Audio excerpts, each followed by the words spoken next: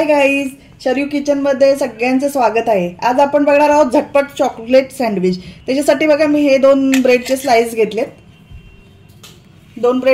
घेतलेत। आता मी हे अमूल बटर घेतले, ते त्याला लावणार आहे। एकदम पटकन 1 मिनिटात चॉकलेट सँडविच आपण बनवतो।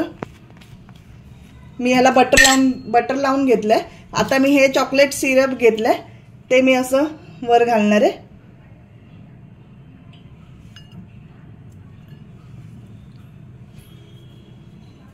चॉकलेट सिरप घातले वरती।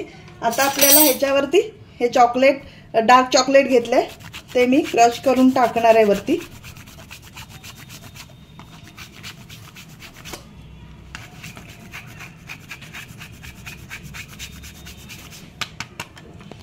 आता याला आपण फोल्ड करूया।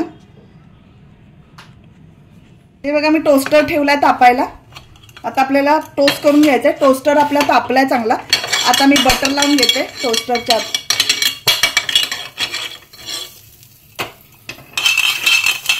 बटर लावून घेतले। आता आपल्याला हे सँडविच ठेवायचंय आणि आता टोस्ट करून घेऊया आपण। फास्ट गॅसवर टोस्ट करायचंय 5 मिनिटं त्याला।